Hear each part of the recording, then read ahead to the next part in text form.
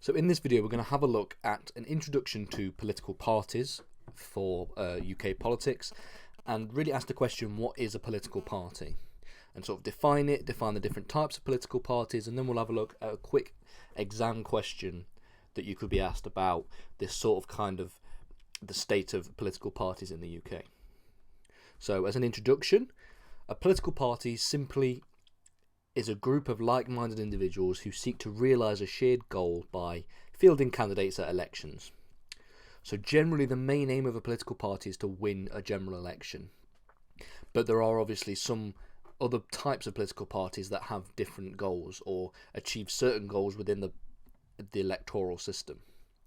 So as an example, the UK Independence Party, UKIP, sought to win an election, yes, but their main aim was almost to try and to push for the leaving of the UK from the European Union, so-called Brexit. Political parties are much different to pressure groups because pressure groups don't really have an interest in winning elections. They want to seek to pressure the people who have already won the election. That's how they seek to gain influence over the political system. So when we look at the origins of modern political parties, we have to really date ourselves back to 1832. Political parties only existed as groups of like-minded individuals before the so-called Great Reform Act. The Great Reform Act was an act of Parliament that led to electoral reform, and it led for there to be a need to build some party structure within Parliament, within the parliamentary process. And it was during this time that political parties, as we understand them today, came to emerge in the UK. So there are different types of political parties.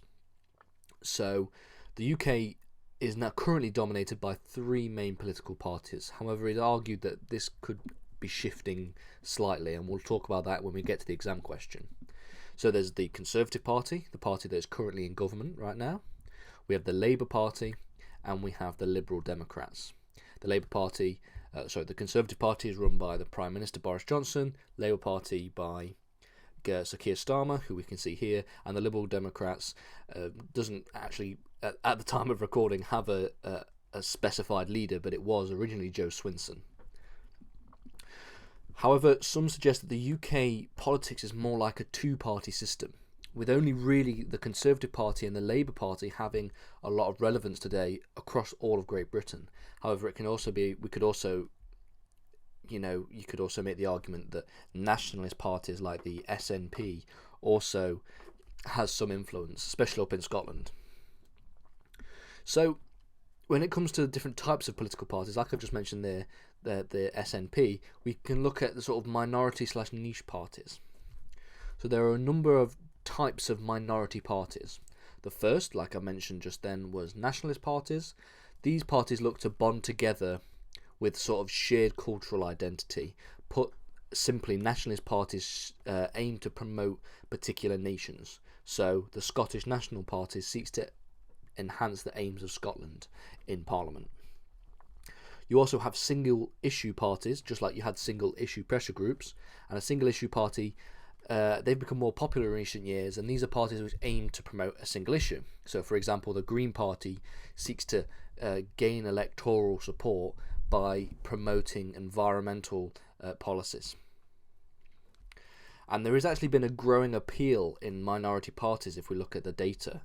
So the membership of minority parties has grown significantly in the last 10 years.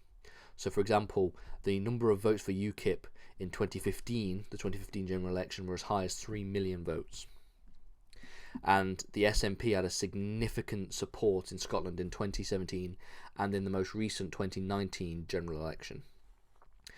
And some suggest that the reason for this is that the mainstream political parties have gone too far to the centre, and they're leaving people unrepresented on the left and the right, and that they seek to go to minority parties like the Green Party and the UKIP and the Brexit Party to feel represented.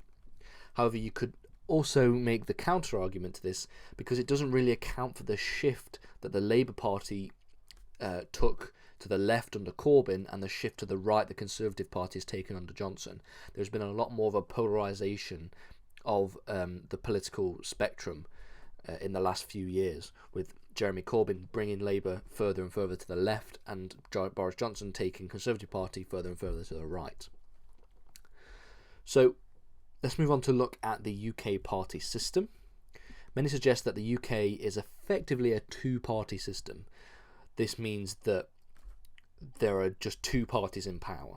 There are two parties that have any kind of significant control, the party in power and then the opposition party. But there are another number of types of party system in the world.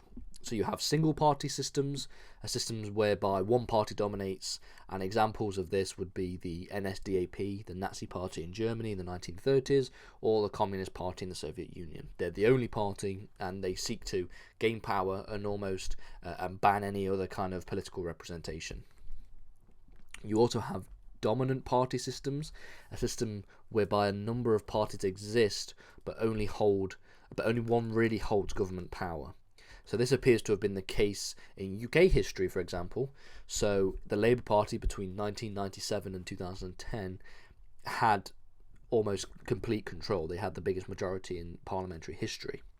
And the Conservative Party took back that power between 2010 and currently to the present day.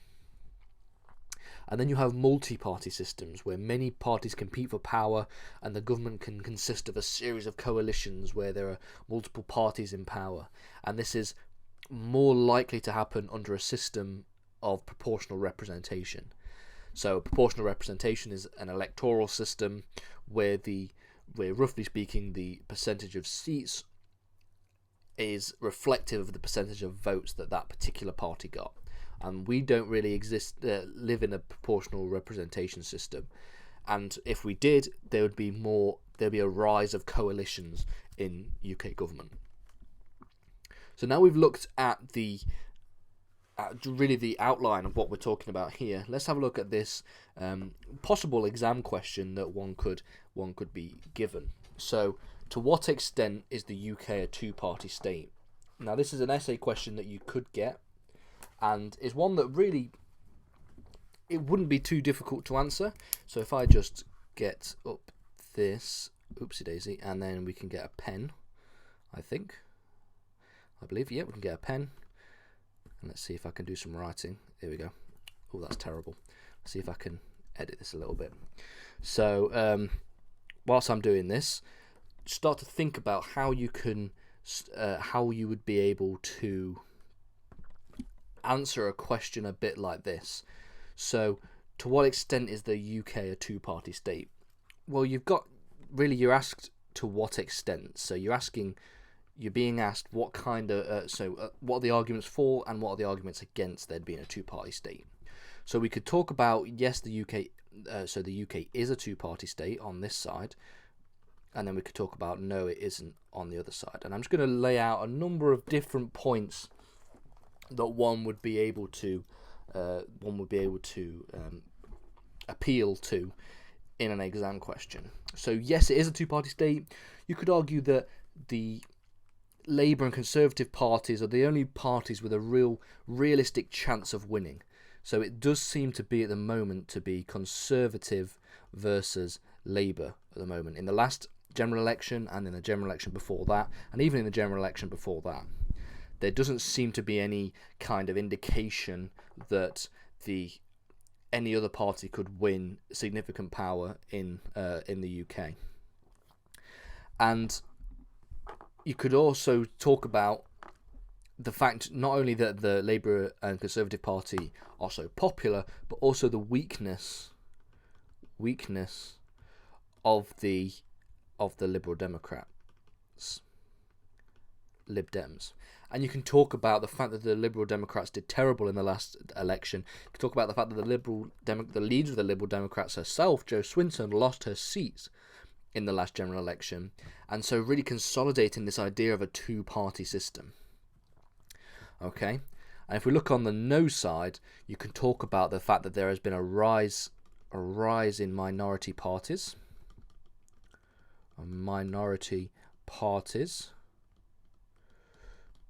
Okay, a big significant one would be the SNP. That would be probably the most significant rise in a minority party. Okay.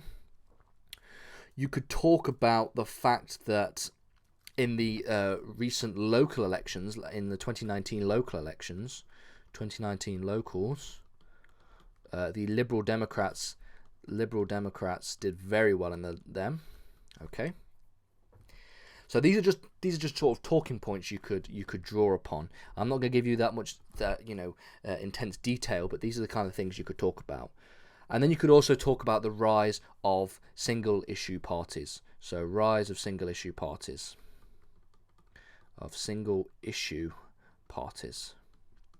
Specifically UKIP you could talk about, and you could also talk about the Brexit Party. Okay, so as a general idea, you can look at these kind of things, and you could say, to what extent is the UK a two-party state? Well, you could say, yes, it is a two-party state, because in reality, in a general election, it's either Conservative or Labour.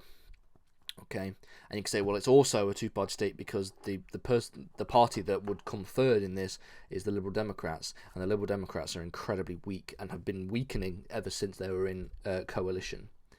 And then on the other hand, you could talk about the rise in minority parties, specifically the SNP. You could talk about the 2019 local elections, and where the Lib Dems actually did really well in the 2019 local elections.